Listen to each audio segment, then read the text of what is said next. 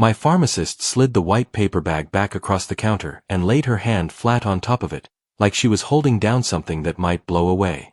"Walter," she said, "I'm not filling this." 12 years she'd filled it. 12 years of flu shots and blood pressure cuffs and her asking about June, even after June was gone. Marisol Vega had never once told me no. Then she looked past my shoulder at the front door.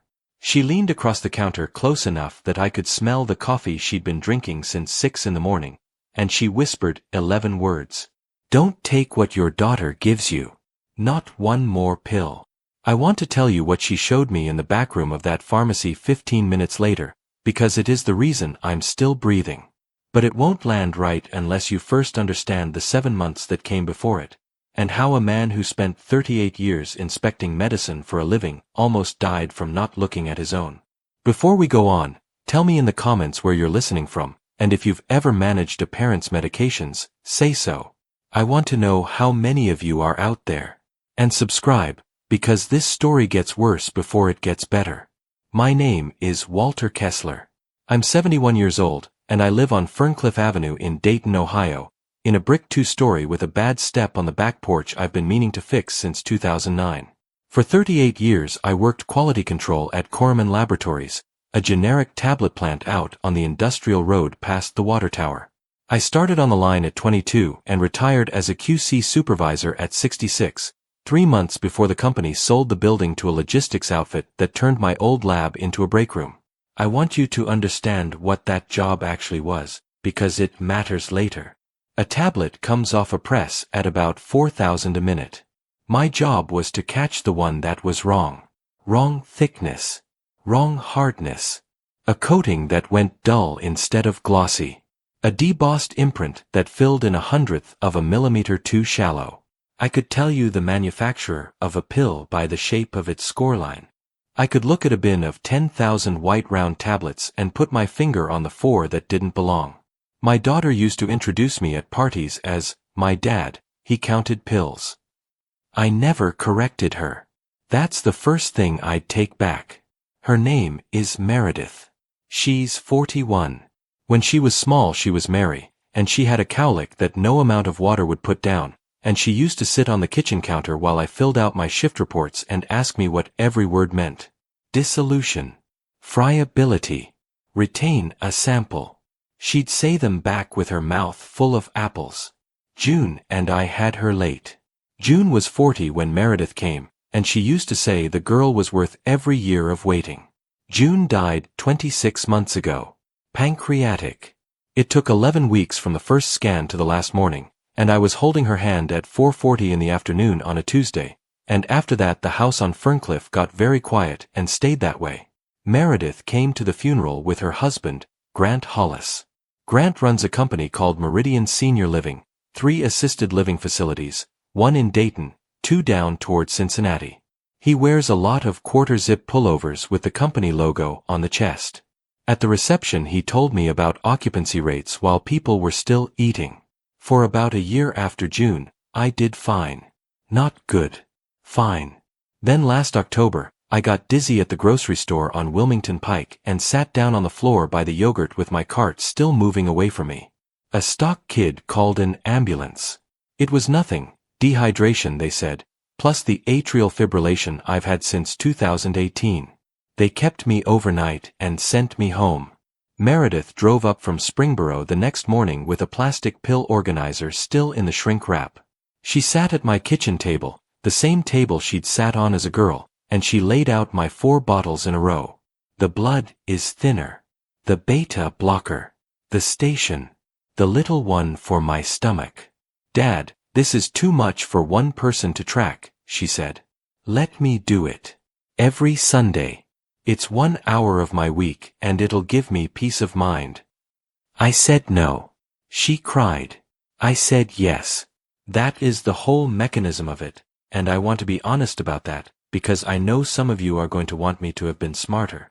She cried at my kitchen table and said she couldn't lose me too, and I looked at my daughter's face and I handed her my medicine.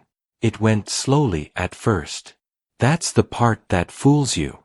Nothing arrives all at once.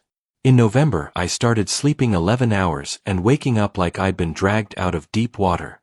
In December I stood at the counter at the hardware store on Smithville Road and could not produce my own phone number. The girl waited. I laughed it off. She laughed too. I drove home with my hands shaking on the wheel. In January I found a bruise on my hip the size of a dinner plate and had no memory of how it got there. Then one on my forearm. Then 2 more. In February, I fell in the shower. I sat on the tile for a while afterward, not hurt, just sitting, and I remember thinking very clearly, something is happening to me.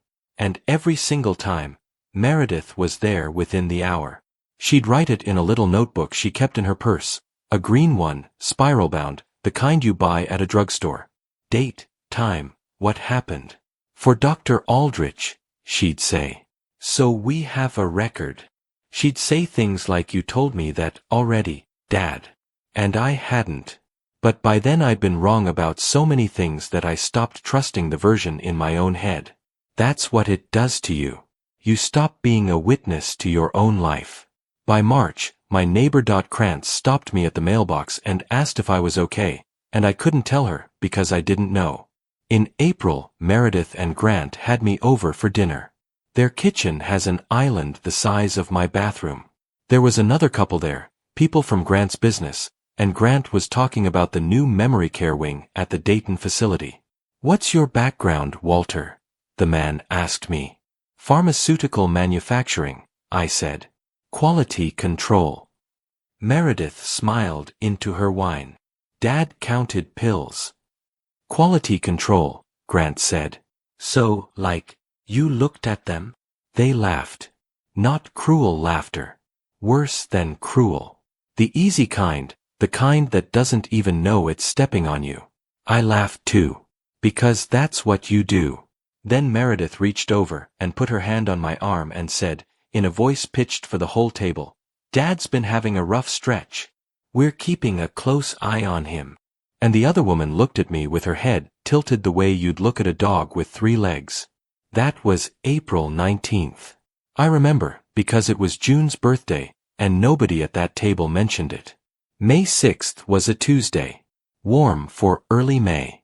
I drove to Halvorsen Drug on Bellwether Street for my 90-day refill, a small independent, with shelves, a bell over the door, the same place I'd used since 2013 because Marisol Vega knew my name and June's name and asked about both. She had the bag already stapled shut when I walked in. I saw her look at the screen. I saw her look at me. And then she did something I'd never seen her do in 12 years. She turned the monitor away from the counter. Walter, she said, can you wait a minute? She took the bag off the counter, out of the pickup bin, and set it behind her. I'm not filling this. I said something stupid. I said, is it my insurance? She looked past my shoulder at the front door. She checked the aisles. And then Marisol Vega leaned across that counter and whispered 11 words that a woman with a pharmacy license and a mortgage had every professional reason not to say to me.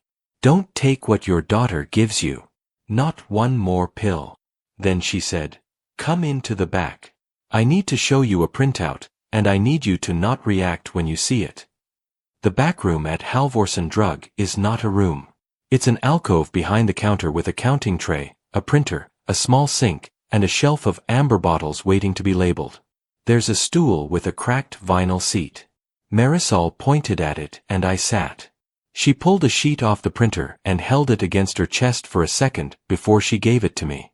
I want to say something first, she said. If I'm wrong about this, I've done a terrible thing to your family. And I might be wrong. But I've been looking at it for 3 weeks and I can't make it be nothing.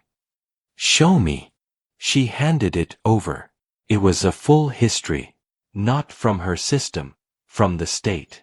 Ohio runs a prescription monitoring database, OARRS, and every pharmacy in the state reports controlled substances into it. Any pharmacist can pull a patient's report before dispensing. At the top, Kessler, Walter J.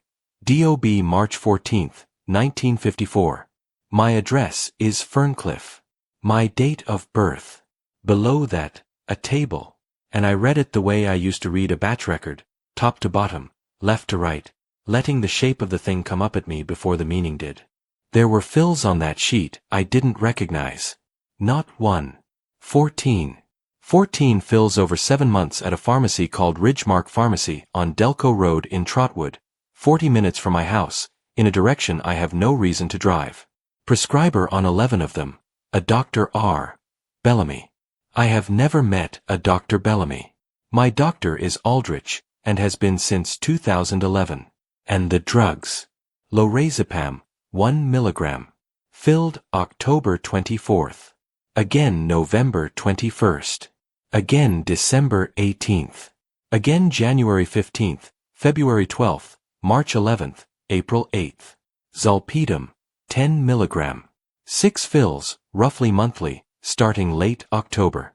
And one more, at the bottom, filled twice in April, a diuretic. Furosemide, 40 milligram. Not controlled, it showed up because Ridgemark reports everything into their own system and Marisol had called them directly. I sat on that cracked stool and my hands were completely steady, which surprised me. Everything in me had gone quiet and cold and extremely organized. Lorazepam is a benzodiazepine.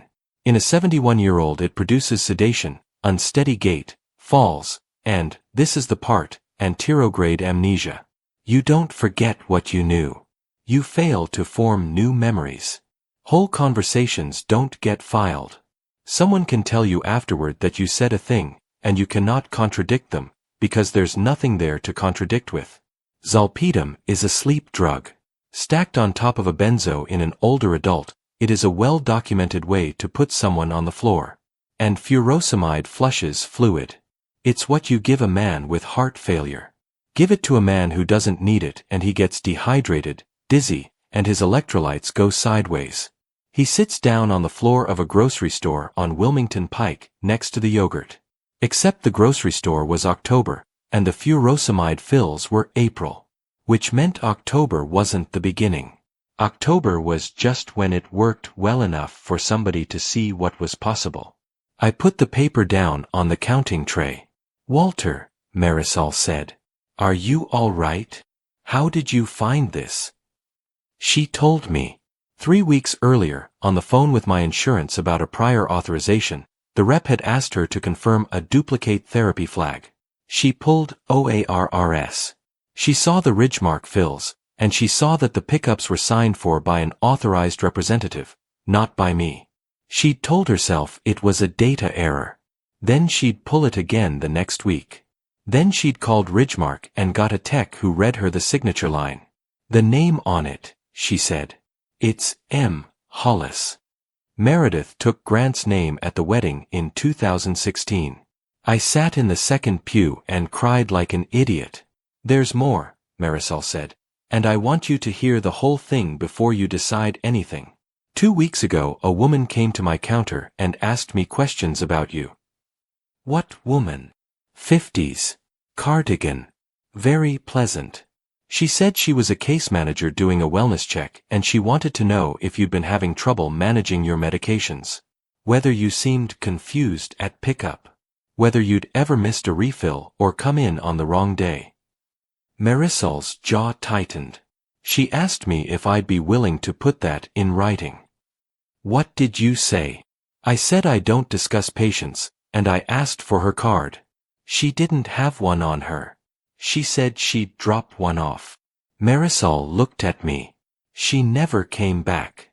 But she wrote something down, Walter. She was writing while she asked. That was the moment the whole shape of it came up off the page at me. Because here is what I understood, sitting on that stool, that I want to make sure you understand too. If somebody only wants your money, they steal it. They forge a check, they open a card, they empty an account, and it's ugly and it's fast and you find out inside a month. Nobody spends 7 months. 7 months, 14 fills, a fake prescriber, a pharmacy 40 minutes away, a woman with a clipboard collecting written statements from a pharmacist. That is not theft. Theft is a crime you commit against a person. This was something else. This was a record being built. A slow, careful, dated, documented record of a 71-year-old man who falls down, forgets his phone number, bruises for no reason, and can't be trusted to take his own medicine. You don't build that to steal from a man. You build that to become him. Grant runs 3 assisted living facilities. One of them has a memory care wing he'd been talking about at his kitchen island in April, with a glass of wine in his hand, while his wife told a stranger that they were keeping a close eye on me. And Meredith had a green spiral notebook in her purse with dates in it. Marisol, I said. The refill I came in for today. My blood is thinner. The apixaban. That's the other thing, she said, and she reached past me and picked up the stapled white bag she'd pulled from the bin. You're 22 days early. I'm what? Your 90-day was filled here on March 30th. Today's May 6th. You should have 37 days of tablets sitting in your house right now. She set the bag down. You came in early. And Walter, you've come in early on your heart medication 4 times since November. Every single time, you told me the same thing. You told me you were running low. Cold went up the back of my neck. You were running low, she said. But you weren't taking them. Somebody was taking them out. I want to be careful here, because this is the hinge of everything, and I need you to see it the way I saw it. 2 things were happening at once. Somebody was putting drugs in, the lorazepam, the zolpidem, the diuretic, filled under my name at a pharmacy I'd never entered. And somebody was pulling drugs out. My anticoagulant, the one thing standing between my atrial fibrillation and a stroke, disappearing from the bottle fast enough that I kept running out 3 weeks early. Sedate him so he falls. Thin out the drug that keeps his blood moving. Then wait for the fall to be the kind you don't get up from. And if it never came, that was fine too, because either way you had 7 months of documented decline and a pharmacist's written statement and a green notebook full of dates. They had built it so that both outcomes were a win. I need to ask you something, I said, and I need you to think about your license before you answer. Ask. Can you print everything for me, everything? The OARRS report. My fill history here going back to the day I started with you. The early refill flags with the dates I came in. All of it, with your pharmacy's header on it. Marisol Vega is 54 years old. She has a daughter at Wright State and an ex-husband in Toledo and a business that clears may be enough. She was already 3 weeks past the point where the safe thing was to say nothing. She said, "It's your record. You're entitled to it." She printed for 11 minutes. I listened to that printer and thought about a woman in a cardigan writing on a clipboard. When she handed me the stack she said, "Walter, what are you going to do?" And I said the only true thing I had. "I'm going to go home and look at it." That's a sentence a lot of men would say and not mean much by.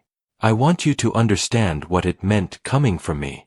For 38 years, 4 days a week, I stood at a light table in a white coat and looked at tablets. People think quality control is a machine now. Some of it is. But at Corriman we still pulled retained samples by hand every shift, and there were things the vision system couldn't call, and when it couldn't call it, it kicked the sample to a human, and for the last 19 years of my career at that plant, the human was me. I know what a tablet is supposed to look like. I know that a genuine tablet has a debossed imprint, pressed into the surface by the punch face, with a clean shoulder where the metal meets the powder. I know that a counterfeit or a compounded copy usually has an imprint that's engraved after, or molded, and the edges of the letters go soft and rounded and the depth is inconsistent across the character. I know that legitimate tablets from a validated line vary in weight by less than 5%, and I know what 5% feels like in your palm when you've spent 4 decades holding them. I know that a film coating applied on a proper coating pan is uniform to the eye and has a specific low gloss, and that a tablet that's been handled, or recoated, or sat in a warm car, gets a chalky bloom at the edges. I know that a real scoreline has a defined V with a flat bottom, because the punch has a flat bottom. I know that a fake one is usually a scratch. And I know that when you press your thumbnail into the edge of a properly compressed tablet, it does not powder.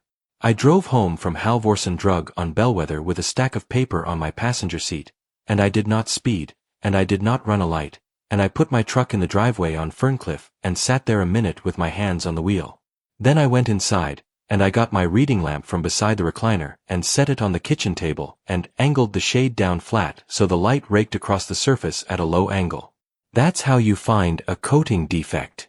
You never look at a tablet straight on under overhead light. You look at it under a raking light and let the shadows tell you. I got a bowl. I got my magnifier out of the junk drawer.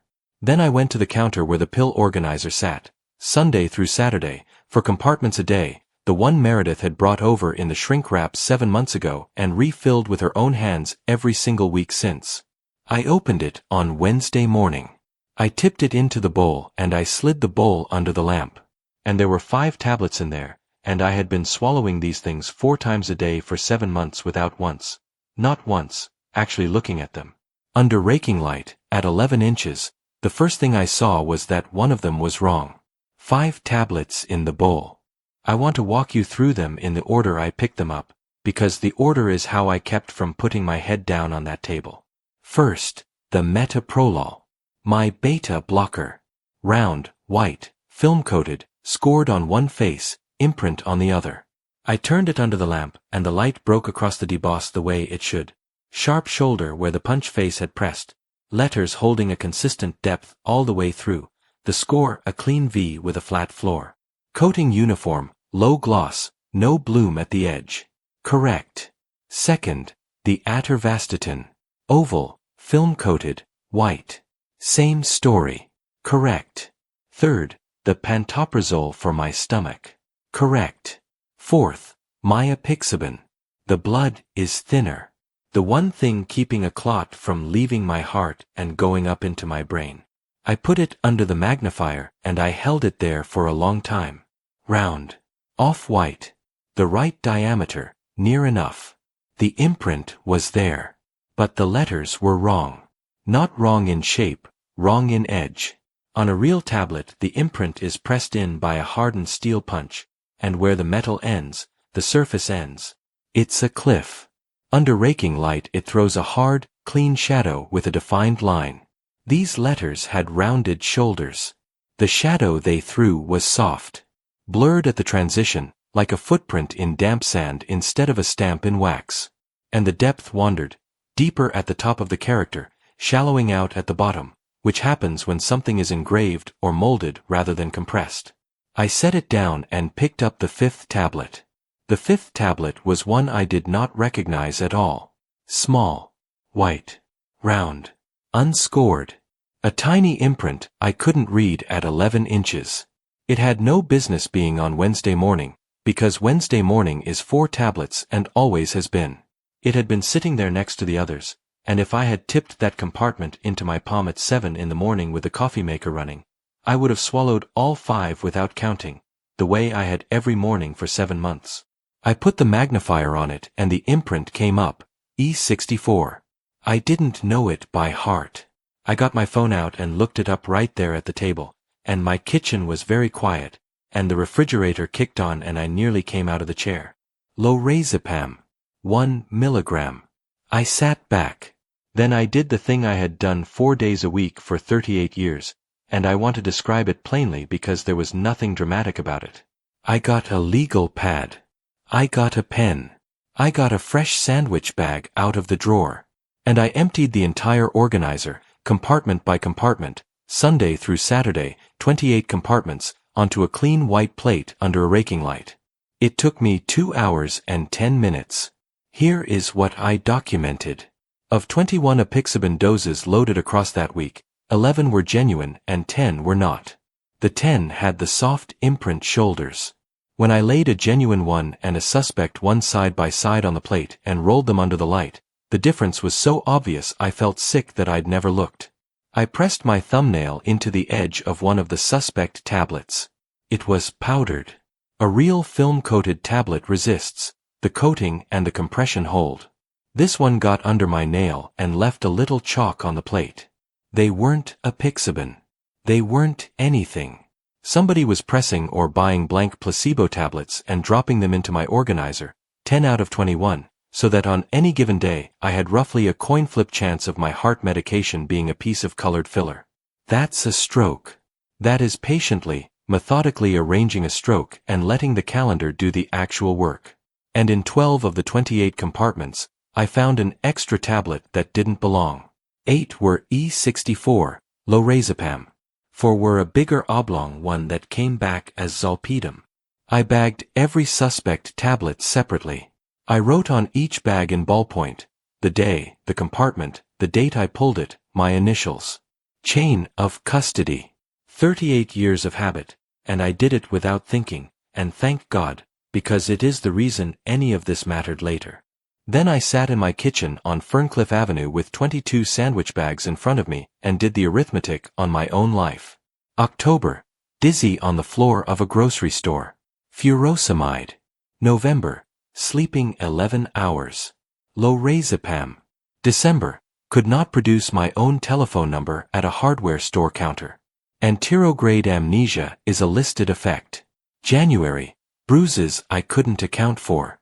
That's the placebo swap. No, wait. I stopped. Sat with it. No. Bruising is what you get on a blood thinner, not off it. Which meant the bruises were real anticoagulants working correctly on skin that's 71 years old, and I'd been panicking about the one symptom that was actually normal, while the dangerous thing showed no symptoms at all. That's what a placebo does. It doesn't announce itself. It just quietly removes the thing standing between you and the worst morning of your life. February, fell in the shower. Zolpidem. April 19th, sat at their kitchen island while my daughter told a stranger they were keeping a close eye on me. June's birthday. Nobody said her name. I put the pen down. There's a thing that happens to men my age when they find out something like this, and I want to be honest that it happened to me. It isn't rage. Rage would have been easier. What came instead was a kind of terrible relief. Because for 7 months I had believed I was going. I had lain in bed at night in that quiet house and done the math on what I'd cost her, and I had thought, this is what June's father went through, and now it's my turn, and it's going to be Meredith who has to watch. I had grieved my own mind. I'd been sad for my daughter for having to lose me twice. And now I was sitting at my kitchen table finding out I was fine. I was fine. I had never been anything but fine.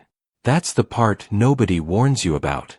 The relief comes first, and it feels good for about 4 seconds, and then you understand what the relief is made of, and something in your chest closes like a door in a cold house. She had let me believe I was losing my mind. She had sat across from me while I apologized for forgetting things I had never forgotten, and she had written the date in a green notebook. I got up and I washed my hands at the sink for a long time. Then I went to look at my house. I hadn't really looked at it in 7 months. That sounds absurd. You live somewhere 30 years, you stop seeing it. It becomes a set of paths. Bed to bathroom to kitchen to recliner to truck. Everything outside the paths goes invisible. I started in the front hall and I went through it like a facility audit, room by room, with the legal pad. The junk drawer in the kitchen. My spare house key was gone. Not moved. Gone. There'd been 3 on a ring with a Red's bottle opener since 2003, and now there were 2. The desk in the spare bedroom, second drawer. My social security card was still there. My Medicare card was there. But the manila folder where I keep the important things was out of order. Deed on top, insurance underneath. I file it the other way. I have filed it the other way since June was alive, because June filed it that way, and I never changed it. The photograph on the hallway wall, June and me at Lake Cumberland in '98, was hanging a half-inch off level. I straightened it, and then I stopped, and I took it off the wall and looked at the back of it. Nothing. Just paper and a wire. But I stood there holding it for a while, because the fact that I'd checked it all told me something about what kind of man I'd become in the last 3 hours. In the basement, on the shelf where I keep my tax returns in a banker's box, there was a rectangle in the dust. Something had sat there for a long time and been taken away recently enough that the dust hadn't filled it in. My old work files from Corriman were in that box. Performance reviews. Certifications. 38 years of documentation that I was a man who held a job and did it well. Gone. I went back upstairs and stood in my own kitchen and understood that people had been walking through my house while I slept 11 hours a night. And then I thought about the mail. Krantz has lived across the street on Ferncliff since 1997. She's 76, she keeps a wooden bench on her porch, and she sees everything on that street because there is not much else to see. I walked over at about 6 in the evening. She was out watering the pots by her steps. "Walter Kessler," she said. "You look like you've had a day. I need to ask you something strange, and I need you to think before you answer." "All right. In the last 6 or 7 months, has anybody been at my house when I wasn't home?" She turned the hose off. "Your daughter," she said. 2, 3 times a month. Usually a weekday, usually late morning. She has a key, doesn't she? She wasn't supposed to." Dot's face did something. "Walter. There was a woman here in April, too. She parked in front of my house, not yours, and she stood on the sidewalk and took pictures of your front porch. That step of yours, the bad one. She took 4 or 5 of just that step. The back porch step I've been meaning to fix since 2009. Photographs of a hazard. Documentation of an unsafe home for an unsteady man. Did she talk to you? She asked me if I'd noticed you having any trouble. Falls, wandering, that sort of thing." Dot's jaw set. "I told her I'd noticed you looked tired since June passed, and that's all I told her, and then I asked who she was, and she said she'd come back with a card." A pause. "She never came back. What was she wearing?" "Cardigan," Dot said. "Gray one. Very pleasant woman. Wrote everything down." I stood in my neighbor's yard with the smell of wet potting soil coming up off the concrete, and I thought, she's been to the pharmacy, and she's been to my street, and she's been photographing my house, and I have never once seen her. "Dot," I said, "if somebody asks you again, would you tell them exactly what you just told me? Would you put it in writing?" "I'll put it in writing and I'll sign it," Krantz said. "And Walter, I've got a camera on my porch. My son put it up after the mailbox thing in 2021. It looks at the street." She wiped her hands on her jeans. "It looks at your driveway, too. Meredith came on Sunday. She comes every Sunday between 1 and 2 to refill the organizer. She has come every Sunday for 7 months. I got up at 6 and I put the organizer back exactly as I'd found it. Every tablet returned to its compartment, including the placebos, including the lorazepam, because a man who has found the thing must never let the thing know it's been found. I had photographs of all of it. I had bagged duplicates. What sat on the counter was a stage set. At 1:15 her car came up the driveway. I want to tell you it was hard to look at her. It wasn't. It was the easiest thing I've ever done, and that frightened me more than anything else in this story. She let herself in with a key she wasn't supposed to have. She said, "Hi, Daddy." She kissed the top of my head. She smelled like the same shampoo she's used since college. She put her purse on the chair by the door, green notebook in the outside pocket, spiral wire showing, and she went to the counter and started her work. "How's your week been?" "Quiet," I said. "You eating?" "Some, Dad." She looked over her shoulder at me with a small sad smile. "You told me last Sunday you were going to call Dr. Aldrich about the dizziness.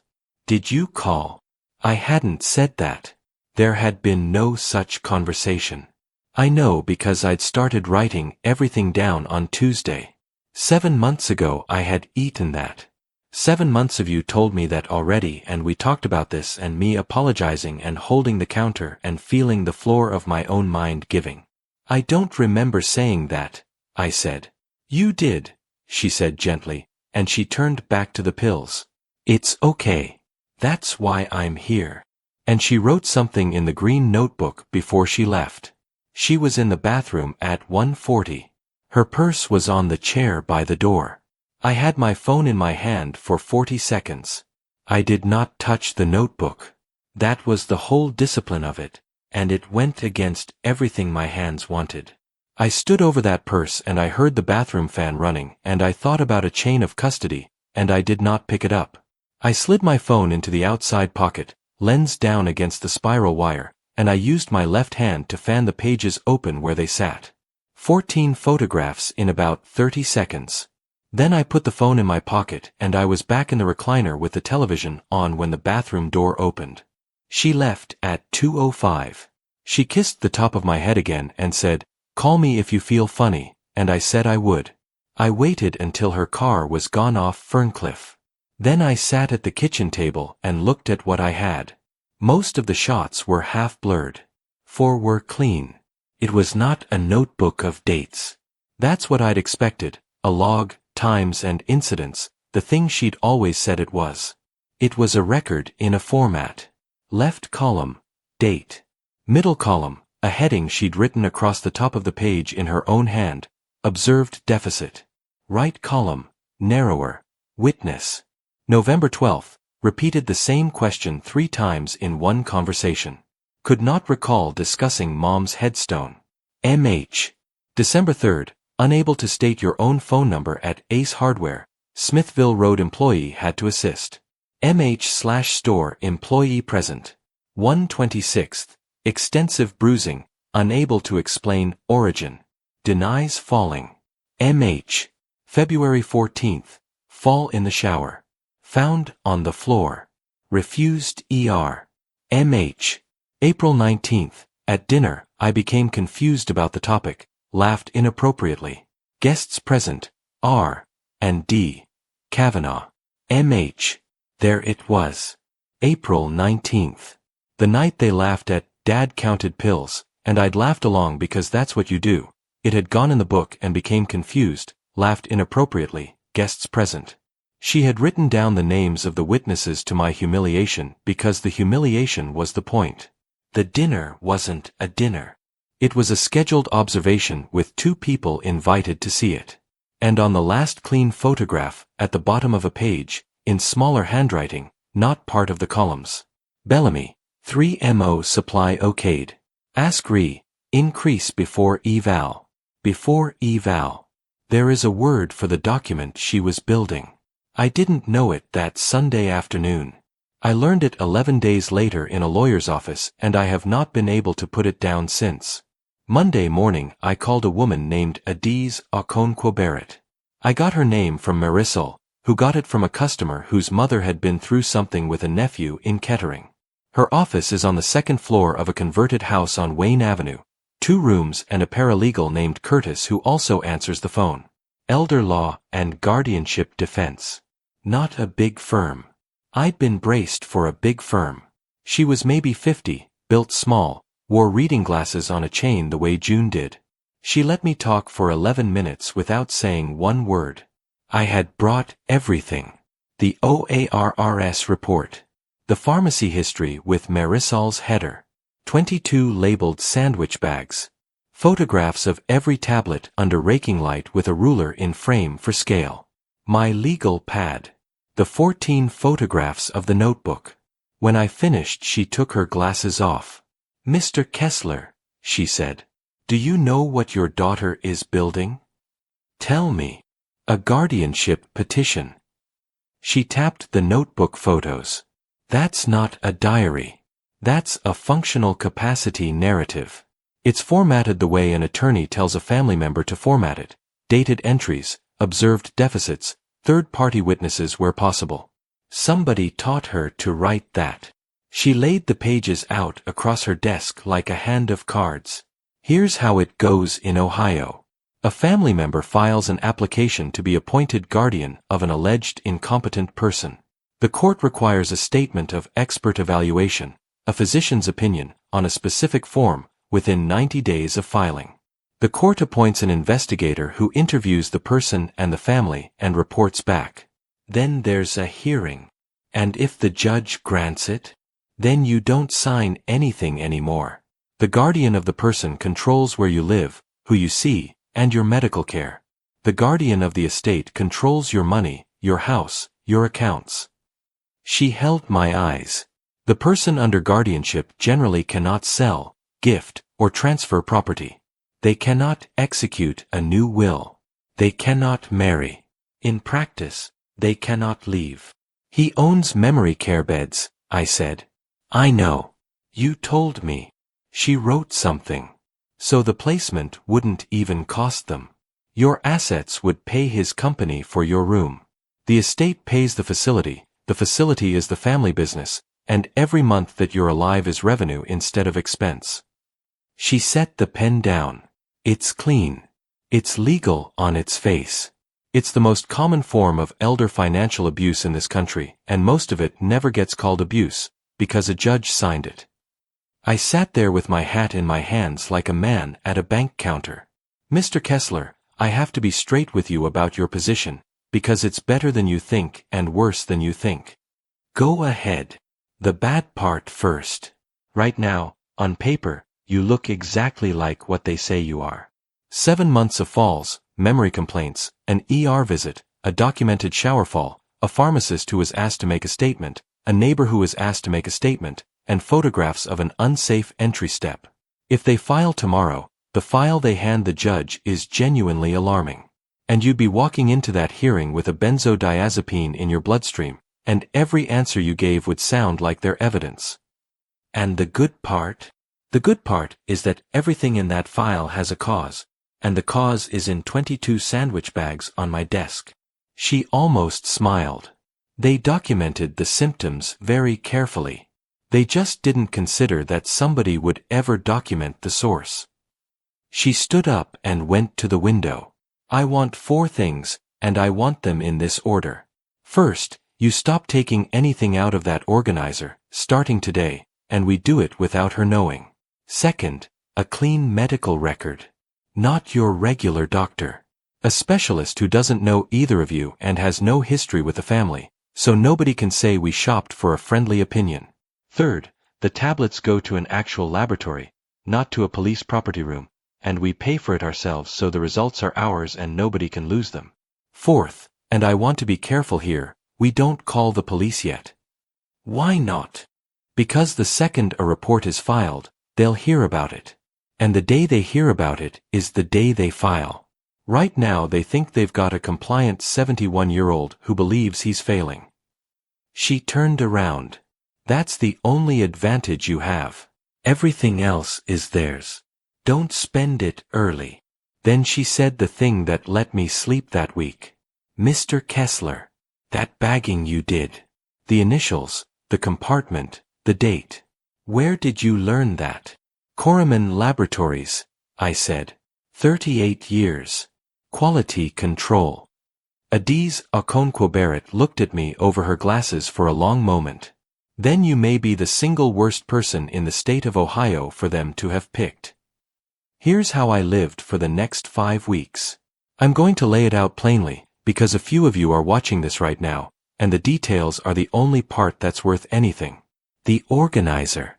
Every Sunday Meredith filled it. Every Sunday night after she left, I emptied every compartment onto the plate under the lamp and sorted it. Genuine tablets to a jar, suspect tablets to bags. I took my real medication from a separate 90-day fill that Marisol dispensed to me under a note in her system, kept in a locked steel box in the crawl space behind the water heater. Then I put the fakes back in the organizer, and every day I opened the right compartment and tipped it into my hand and stood at the sink with the water running. And I put them in my shirt pocket. Every single dose, for 5 weeks. I never swallowed one. And every night I bagged that day's pocket contents and wrote the date on it. That's 35 days of a man performing his own poisoning for an audience of nobody, in an empty house, in case she ever asked what I'd taken. The doctor. Adiz sent me to a geriatric neurologist in Columbus, an hour and 20 up 70, a woman named Dr. Priya Raghunathan who had never heard my name. Full workup. Cognitive battery, MRI, labs. I told her everything at the start because Adiz said a hidden history taints the record worse than an ugly one. She drew blood that first day, day 9 off the tablets, and again at day 28. The first draw showed lorazepam and zolpidem metabolites in a man with no prescription for either from any doctor he'd ever seen. The second draw was clean. And the cognitive testing at day 28 put me at the 91st percentile for my age group. Dr. Raghunathan called me herself. She said, "Mr. Kessler, I want you to hear me say this out loud. There is no dementia here. There is no mild cognitive impairment. There is nothing wrong with your brain. What I'm looking at in these 2 panels is chemical. It came from outside your body, and it stopped when you stopped. A pause. I've written that in language a court will understand. I had to pull over on the shoulder of 70 outside Springfield. Not because of the good news.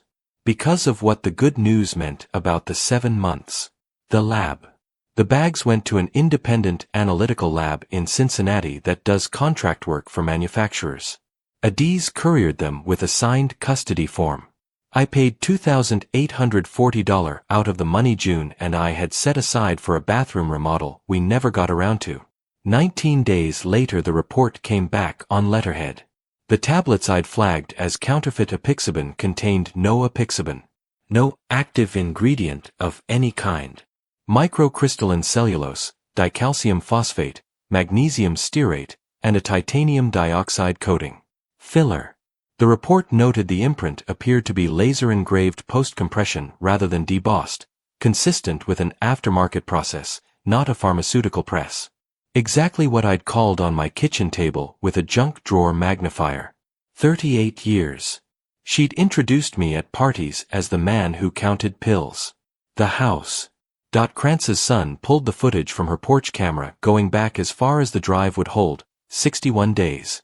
In it, Meredith's car in my driveway on 11 separate weekday mornings when I was not home. On 2 of them, Grant's truck. And on April 22nd at 10:40 in the morning, a gray sedan, and a woman in a cardigan on my front walk with a phone up, photographing my porch step. Adiz took one look and said, "Get me the plate." Curtis ran it. The car belonged to a company in Miamisburg called Haven Mark Consulting Group. Haven Mark contracts pre-litigation assessments to attorneys and long-term care operators. 2 clients listed on their own website's testimonial page. One of them was Meridian Senior Living. Grant had hired a firm to build a case against me and build it to the business. The prescriber, Dr. R. Bellamy, turned out to be real. Roland Bellamy, 78, a retired internist in Xenia who had sold his practice in 2019 and let his DEA registration lapse in 2021. Adiz's investigator found that his old prescribing credentials had been used 41 times in 14 months, across 3 counties, for 6 different patients, none of whom, as far as anyone could tell, had ever met him. "That's not your family being clever," Adiz said. "That's your family buying access to something that already existed. Which means there's a supplier, which means federal interest, and Mr. Kessler, that changes what this is. Ohio can prosecute the abuse. But identity theft and fraudulent controlled substance acquisition across county lines gets people's attention in a different building." And Meredith. She came every Sunday. She said, "Hi, Daddy." She kissed the top of my head. She wrote in the green notebook. And every Sunday I got a little better, and a little sharper, and a little more clear-eyed, and I watched her start to notice it. Around week 4 she said, "You seem good, Dad." "Sleeping better," I said. She smiled. She looked at me a second too long. The following Sunday she came at 12:40 instead of 1:15, and she was in my bathroom for a while, and I heard the medicine cabinet open. She was looking for the second supply. She didn't find it, because it was in a locked steel box in the crawl space behind the water heater, and my daughter has never in her life gone into that crawl space. On the 16th of June, Curtis called me at 8:20 in the morning. "Mr. Kessler, Adiz needs you here today. Can you come at 11? "What happened?" "They filed." I stood in my kitchen on Ferncliff Avenue with the phone against my ear. "Application for appointment of guardian," Curtis said. "Montgomery County Probate. Filed yesterday afternoon. The applicant is Meredith Kessler Hollis." Papers moving on his end. There's a statement of expert evaluation attached, signed by a physician, and a hearing date. And Mr. Kessler, she's applying for guardianship of the person and the estate. Emergency interim appointment requested. Meaning what? Meaning if the court grants the interim, it could happen before the full hearing. Within days. I looked out my kitchen window at the driveway where a woman in a cardigan had stood taking photographs of my porch step. When's the hearing? July 9th, Curtis said. 9 a.m. The statement of expert evaluation is a 2-page form.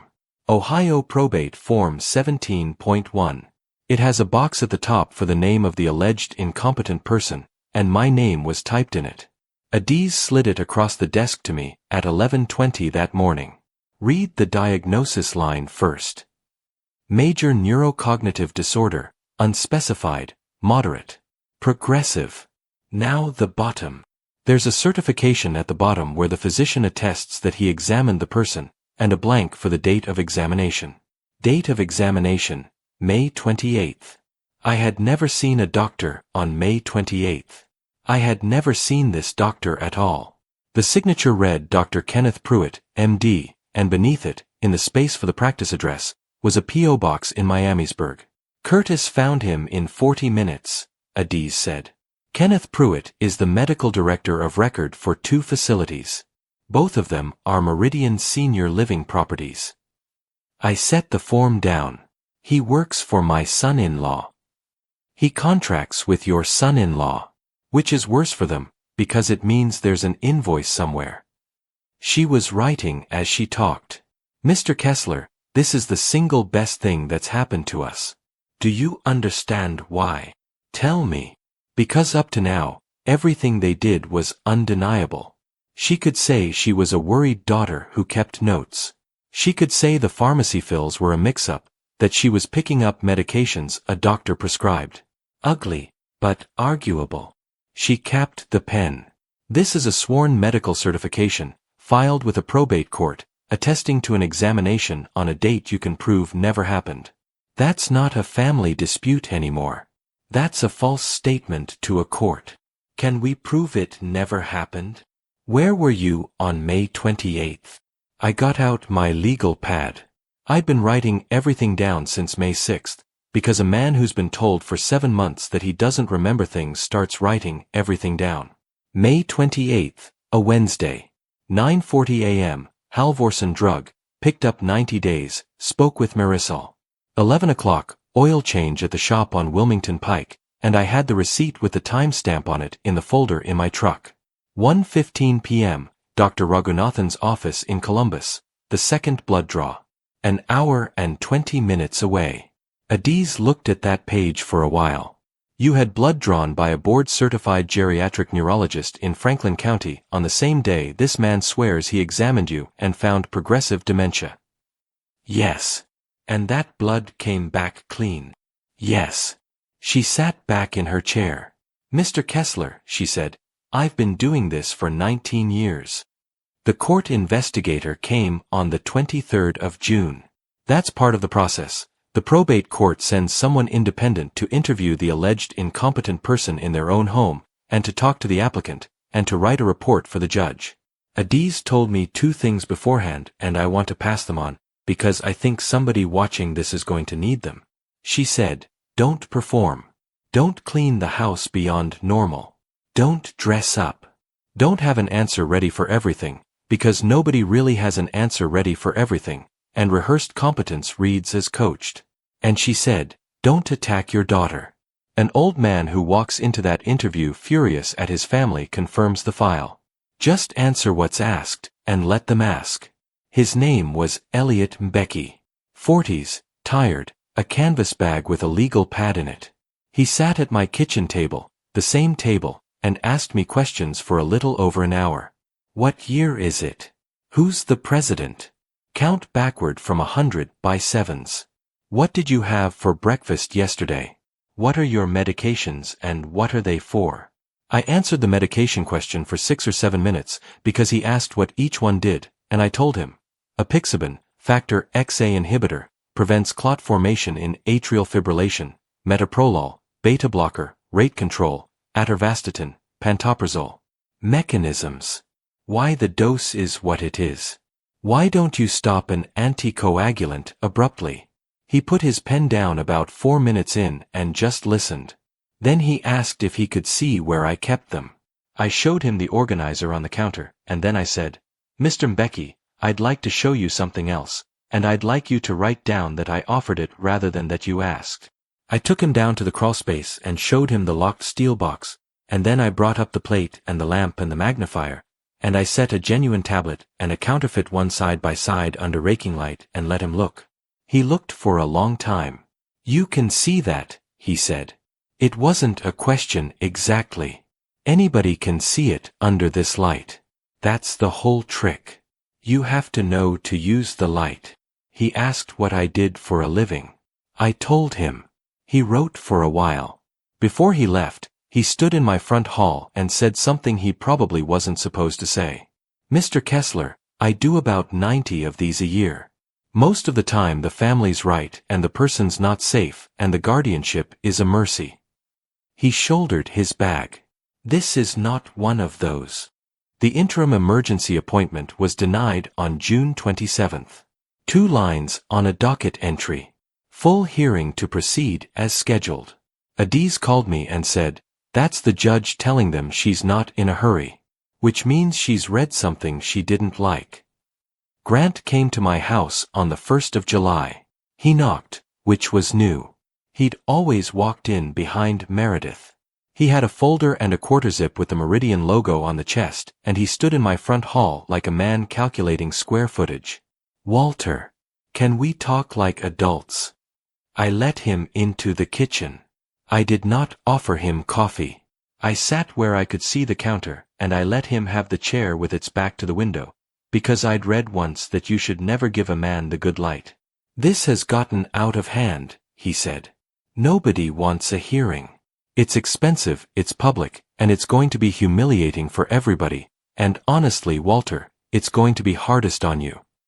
Is that right? You've got a good attorney. I'll give you that. We didn't expect that. He opened the folder. So here's what we're thinking. Meredith withdraws the application. Full stop. It goes away like it never happened. And you sign a voluntary care agreement instead. Which is basically the same protections, but it's yours, you're choosing it, nobody's declaring anything about you. A financial power of attorney so somebody can help with the bills, a healthcare proxy, and a placement plan for when the time comes. He turned a page around and slid it toward me. We'd have you at the Dayton property. Private room, southeast corner, you'd get morning light. It's a nice room, Walter. People wait for that room. I looked at the paper. I did not pick it up. And the house. The house would go into a trust that funds your care. Standard structure. It's not us taking anything, it's the asset doing its job. And who's the trustee? A beat. Meredith, he said. Obviously. She's your daughter. I sat with that. Grant, I said. Can I ask you something? Not a trick. I want to understand it. Sure. How much is a bed in that memory care wing? Monthly. He didn't even hesitate. That's what I want you to understand about him. He didn't hear a trap in it, because to Grant Hollis this was simply the topic under discussion. Depends on level of care. Memory care with 2-person assistants, you're looking at about $8,200 a month. And a private room, southeast corner, morning light. That's a premium unit. $9,100 a month. $109,000 a year, paid out of the house June and I bought in 1994, into the company my son-in-law owns, for the rest of a life that had 11 or 12 more years in it if my heart held. About $1.3 million, give or take, if I live to be 83. That's what I was worth to them alive. Which is why the placebos were only half the plan. Dead, I was a house sold once. Alive and declared incompetent, I was a recurring line item. I said, you know I was in pharmaceuticals. He gave me a look like I'd wandered off the subject. That look. 7 months of that look. I know, Walter. 38 years. Quality control at Corriman out on the industrial road. I looked at tablets for a living. I kept my voice easy. Meredith likes to say I counted pills. Okay. I mention it because you should know that I know what a real one looks like. The kitchen got very still. I watched something move behind his eyes. Not guilt. Recalculation. The same face a man makes when the numbers in a bid come back wrong and he's deciding whether to eat it or walk. He closed the folder. "I'll leave this with you," he said, and set it on my table and stood. At the front door he turned around. "Walter, whatever you think you've got, a hearing is a hearing. A judge sees an old man with a fall history and a daughter who's been keeping records, and it doesn't matter what you think happened. It matters what the file says." He put his hand on the doorframe. "The file says you're not well. It's been saying that since October." "I know," I said. "I read it." He left. I called Adiz and told her every word, and she said, "Say that again. The part is about 8,291. I said it again. "He quoted you the rate," she said. "In your own kitchen. Mr. Kessler, is your phone on that table when people sit at it?" "It's always on that table." There was a pause on the line. "Ohio is a one-party consent state," Adiz Okonkwo-Barrett said. "Was it recording?" "Montgomery County Probate is on the 5th floor of the courthouse on North Perry Street. The hallway has benches bolted to the wall and a window at the end that looks out at a parking structure. I got there at 8:20 because I have never in my life been late to anything. Meredith and Grant came off the elevator at 8:40 with their attorney, a man named Dunleavy in a good suit. My daughter was wearing gray. She had her hair pulled back the way she wore it to her mother's funeral. She saw me on the bench and stopped walking. I want to tell you what I saw on her face, and I've had a year to think about how to say it honestly. It wasn't guilt. It was an assessment. She was looking at me the way you look at a car you're about to buy, checking for the thing that's wrong with it, and she couldn't find it, because for the first time in 7 months I was sitting up straight with my hands still and my eyes clear, and she had no idea what to make of a father who wasn't shaking. Dunleavy touched her elbow and she went past me and did not say hello. Judge Yolanda Reese has been on that bench 11 years. Reading glasses. Voice like a woman who has heard every story a family can invent. Dunleavy went first, and I'll say this for him, he did a competent job with what he had. He walked her through the ER visit in October. The pattern of falls. The memory complaints. The concerned daughter who kept a contemporaneous log.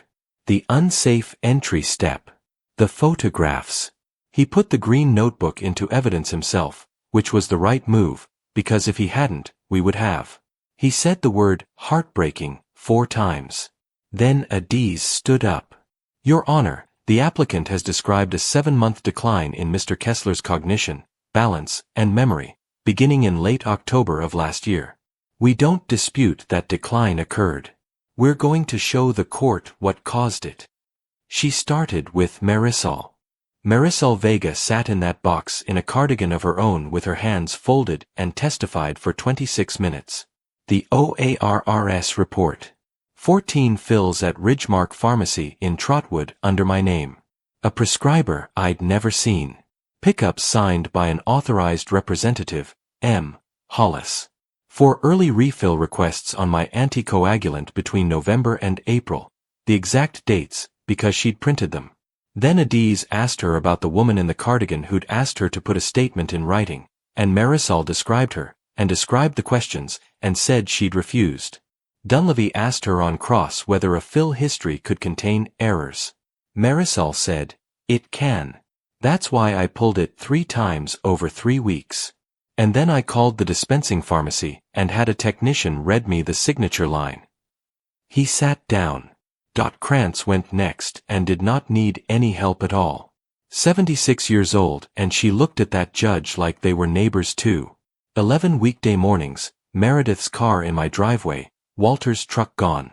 April 22nd, 10:40 in the morning, a gray sedan, a woman photographing my porch step. The footage went up on the screen. Adiz put in the plate, and Havenmark Consulting Group, and the invoice Curtis had subpoenaed, pre-litigation assessment services, billed to Meridian Senior Living, in the amount of $4,750. "Your Honor," she said, The applicant's household retained a consulting firm 11 weeks before filing, to photograph Mr. Kessler's home and solicit written statements from his pharmacist and his neighbor. Both of them refused. The firm was paid by the applicant's husband's company. Then Dr. Raghunathan.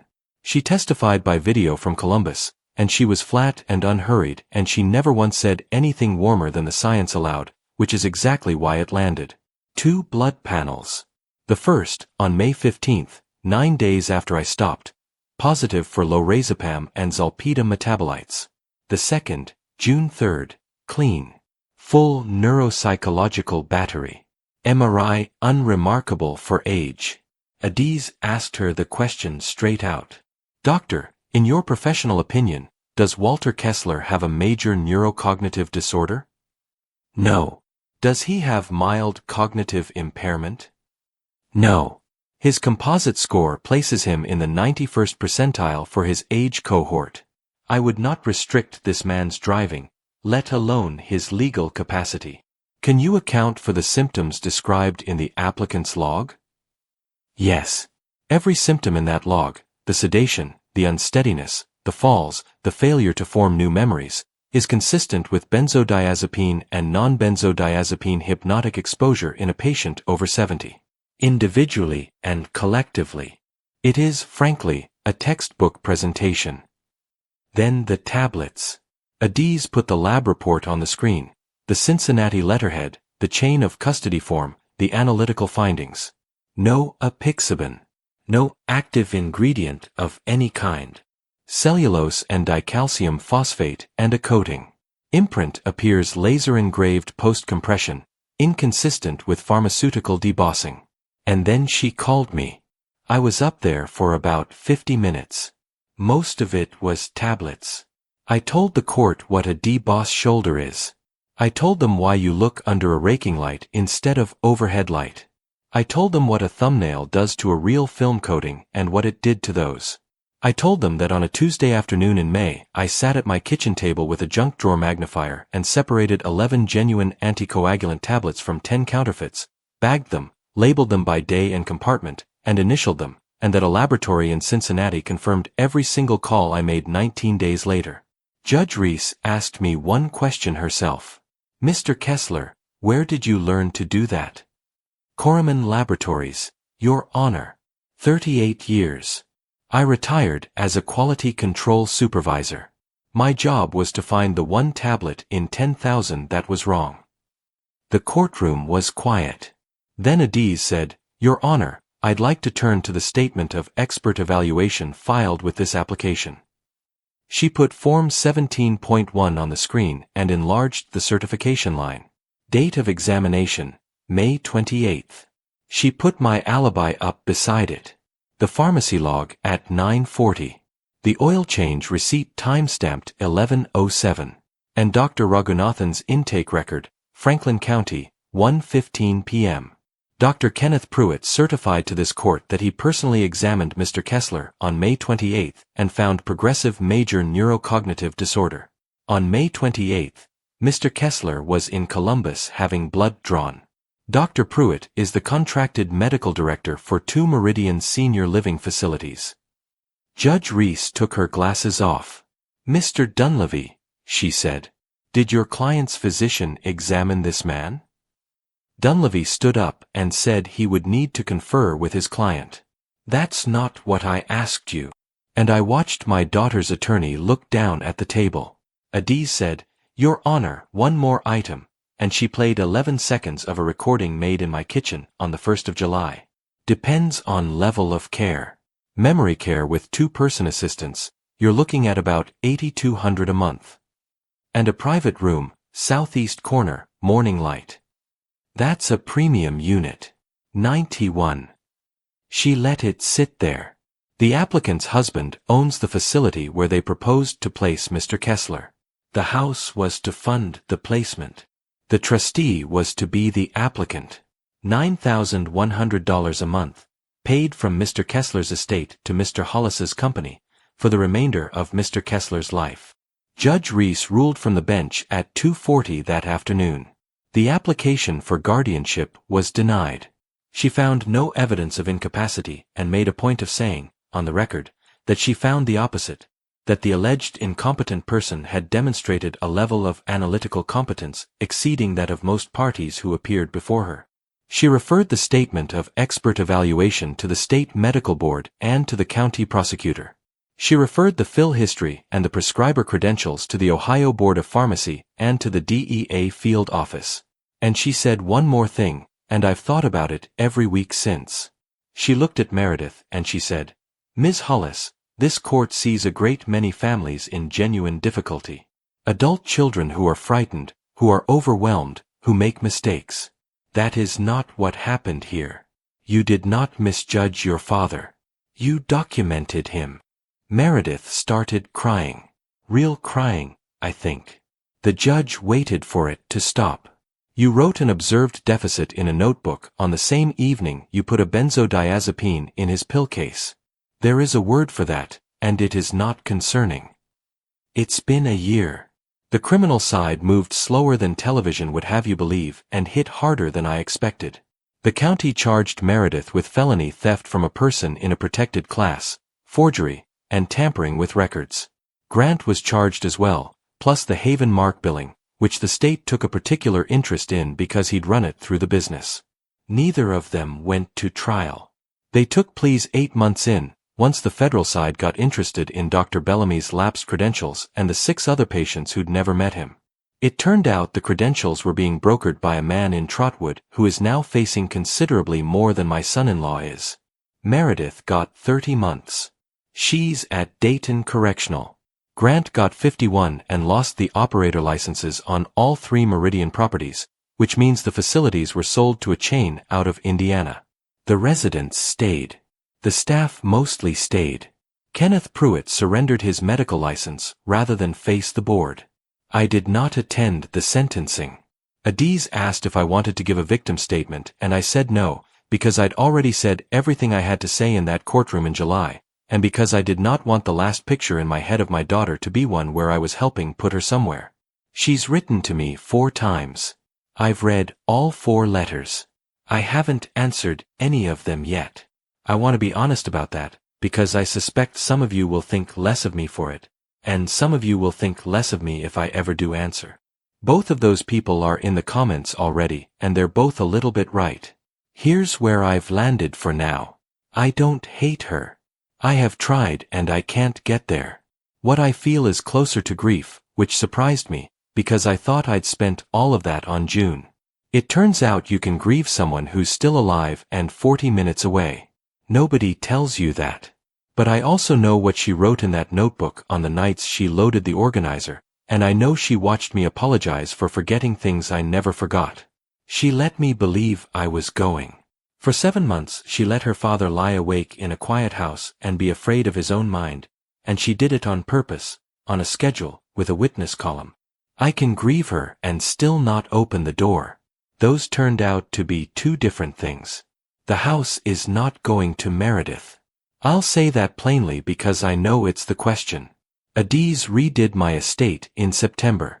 Everything's in a trust now, irrevocable. And when I'm gone the house on Ferncliff gets sold and the proceeds go to a legal aid organization here in Dayton that does guardianship defense for people who can't afford an Adiz Okonkwo-Barrett.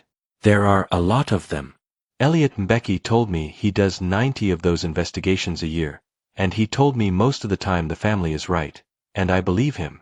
But some of the time they aren't, and the person on the wrong end of it is usually 70-something and alone and has already been told for months that their memory can't be trusted. That's who gets the house June and I bought in 1994.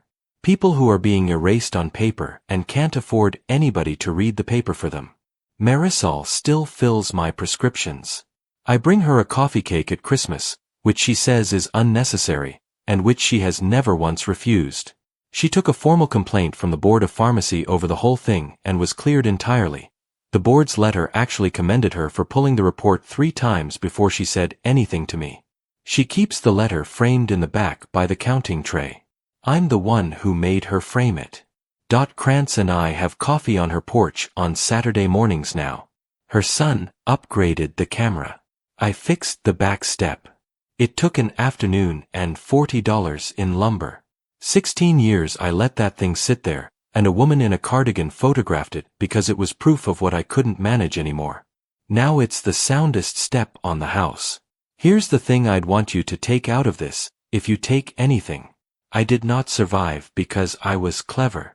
I survived because of a habit I'd built at a light table over 38 years and never thought of as anything but a job. The habit of actually looking at the thing in front of me instead of assuming it was what it claimed to be. For 7 months, I didn't look. The pills came in a case my daughter filled, and I took them at the sink with the water running, and I never once tipped them into my hand and turned them over under a lamp. I trusted the container instead of the contents. That's how it works. Nobody hands you poison. They hand you a system, and you stop checking, and by the time you notice you're wrong about something, you've been trained not to trust your own noticing. If somebody manages your medication, a spouse, a child, a facility, anybody, open the case tonight and look at what's actually in it. Learn what your own tablets are supposed to look like. Take a photograph of each one. That's it. That's the whole thing. It takes 4 minutes, and I'd have given a great deal to have done it in November.